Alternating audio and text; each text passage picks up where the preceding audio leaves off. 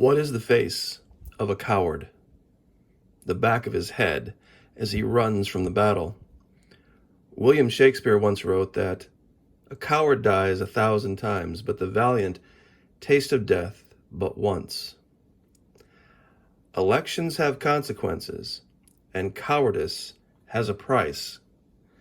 And the Russians have made the judgment that we are now a nation of cowards. At least we are governed by them.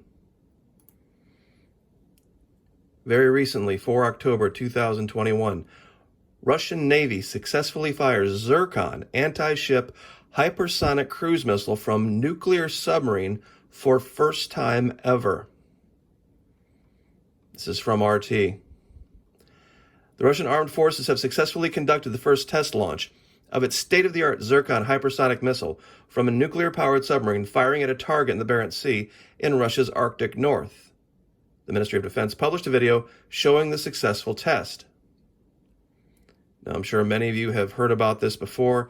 They've actually fired it from surface craft, from carriers. But this is the first time they've had a successful launch from a submarine. Now, one would probably have to ask themselves, why would they need to fire it both from the surface and from a submarine? Well, the Russians have now made the calculation that the doctrine of mutually assured destruction is over. That was, of course, the doctrine that stated anyone who would start a nuclear war would guarantee that everybody died. It's a doctrine that hopes to avoid war by the fear of catastrophic retaliation. Well, they now know this man is a coward and that we are governed by cowards. And so the calculation is the U.S. won't retaliate. There was a very funny little strip, Calvin and Hobbes, that covered this in a very simple way that made it easy for everyone to understand. This little boy and his pet tiger both basically shoot darts at each other at the exact same time and realizes it's kind of a stupid game. They have other weapons as well. You see, what they're calculating now is they can just threaten us with this event, that event, or the other event, and they can get us, meaning the United States, to change our behavior. And that's really all they want. It's an influence operation. But they have another goal. They're also developing exoskeletons, wearable robotics, and unmanned aerial vehicles as part of Armed Forces' Future Soldier program. Now, I really don't believe the Russians have any designs on a ground conflict with the United States. They've already made the calculation we're cowards. We would back down and we would acquiesce, meaning the U.S. government in D.C., to whatever they would want us to do. Because Biden's a coward and he won't fight. Biden's a coward and he won't fight. But what do they really want? Satellite images show huge Russian military buildup in the Arctic. Russia is amassing unprecedented, this is 5 April of this year, amassing unprecedented military might in the Arctic and testing its newest weapons in a region freshly ice-free due to climate emergency, blah, blah, blah, in a bid to secure its northern coast and open up a key shipping route from Asia to Europe. That may be part of it, but I don't think it's all of it. In fact, I don't even think it's most of it. They want Antarctica. And they're making the calculation that the treaty down there that allegedly protects it now has no guarantor. It has no enforcement mechanism. It has no teeth because of the gold. Some might say, well, that's a huge leap. Why would you think that they would be training in the Arctic to operate in the Antarctic? Well, it's a perfect place to train, number one. And here's the real reason. Russia will run out of gold in 20 years if new deposits are not found, biggest gold miner warns, 4 October 2021. The chief executive of Russia's largest gold producer, Polyus, Pavel Grachev, I hope I got the name right, has warned that the country's gold deposits are being depleted, with mining firms expected to exhaust their resource portfolios, in the next 2 decades. Russia's gold deposits currently total about 8,000 tons. Annual production amounts to about 330 tons. If the trend is not reversed, the industry may face a structural shortage of raw materials during the next decade or two.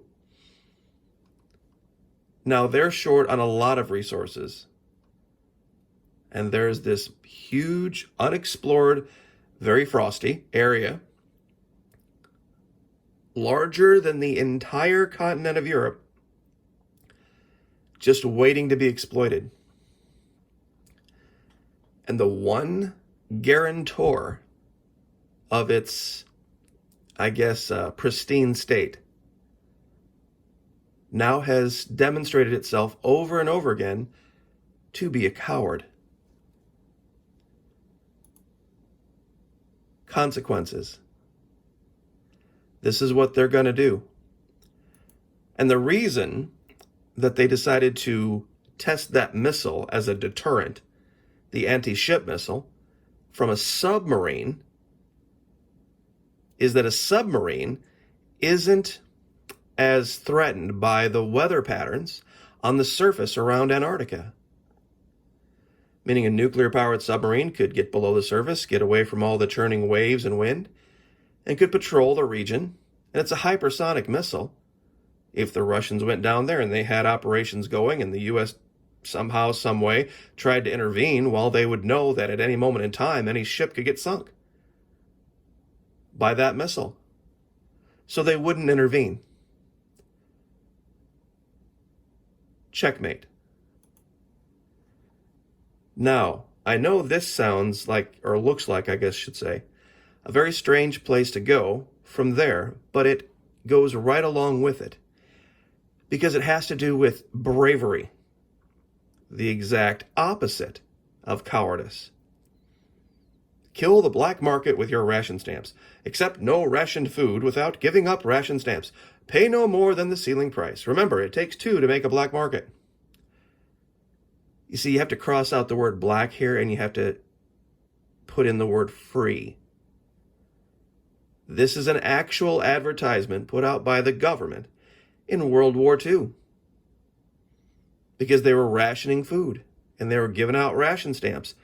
And of course, when the government involves itself, that's what causes shortages. This government, the greatest generation, World War II, bunch of socialists, price controls, rationing of food, and trying to kill the free market. More proof? What's the first thing after World War II was over that they did in the government once everybody got back? Social Security. The biggest socialist experiment ever. And they made it mandatory. It's been coming out of everybody's check since long before we were born. You can stop the free market. Don't buy or sell on it. Les says, wait a minute. Hold on. Free market, black market, I don't see how you equate the two. It's real simple. There is the government authorized market, the government licensed market, and then there is the free market. Now tell me again after the last 2 years that you think we really live in a free market society. Compliance, laws, regulations, rules, controls. This is law.jrank.org, licensed government licenses. The amount of activities that require government permission in the United States, the great many activities that require a license issued by a government authority, include fishing, hunting, marrying, driving a motor vehicle, providing health care of any kind, practicing law, manufacturing, engaging in retail and wholesale commerce, operating a private business, trade or technical school, providing commercial services such as those offered by whitewater rafting outfitters. I don't know why they picked that out, and travel agencies providing public services such as food and environmental inspection, operating public pinball machine. They're just, grasping here. Not all persons engaged in a licensed activity need to obtain a license. For example, the owner of a liquor store must obtain a license to operate it, but the cashiers and stock persons need not obtain a license to work there. They just need a driver's license, social security card, fill out the W-4 form, and all this other government stuff. By contrast, not only does a dentist have to obtain a license to conduct business in a dental office, but dental hygienists and other dental assistants must have each. You get the idea. Licensing, permits, inspections, fines, fees, revocations, government licenses. You see, those engaged in home-based businesses are rebels, and they are very courageous, because not all home-based businesses necessarily require you to report everything to the, well, I shouldn't say require. You don't necessarily have to. They probably would have you report everything you do, but a lot of people don't. And now with the new mandates coming down for the 2020 sniffles and knocks, there are going to be a lot of people out there who have skills, who have training, but their skills and training don't mean anything unless they have that government permission, that government license. You can be a Harvard-trained physician. No license, no job. And that's just the reality. Does that mean you still can't be a doctor? Does the information just fly out of your head? No. You just can't do it without government permission. You can't go out and lay brick without government permission. These people that say, oh man, I hope we don't ever become like Venezuela, they're a bunch of socialists. I just have to scratch my head and wonder, how do you think it's different? The difference in Venezuela was that the U.S. orchestrated food shortages after Chavez died and then tried to blame it on socialism so that they could get the hands on the oil. We've covered that ad nauseum at this point. I've talked about the Patriot nurse before, but if you really want to talk about bravery, the nurses across this country are going to be faced with an incredibly hard decision. And it may come down to a black free market, because there are going to be those out there who need to go to the hospital, or go to some kind of an urgent care center, but gosh, they can't be allowed in unless they have the 2020 sniffles and knocks. And then there are a whole bunch of nurses and doctors who have lost their jobs because they haven't gotten the 2020 sniffles inoculation. Do you see where the black market starts to happen? Oh, I'm sorry, the free market starts to happen? See, this is actually what happened in Venezuela when the U.S. government got involved and forbade people from selling food to Venezuela, regardless of how much money they had. Black markets sprung up. Colombia, Brazil saw an opportunity, and they jacked up the prices. Now, I'm not saying that's going to be what the Patriot Nurse does, but I'm saying in the free market, there are always opportunities. There are always opportunities. And she created one years ago called the Foundations of Medical Prep. And it's been available online for years and years. And it's Patriot Nurse Academy. Just like it sounds, patriotnurseacademy.com. And you can purchase this for yourself and get 4 hours of training from a nurse.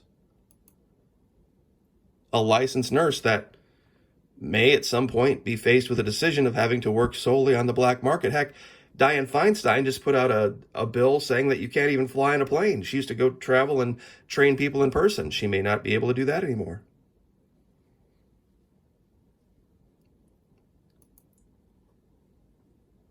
Still think you don't live in a socialist society.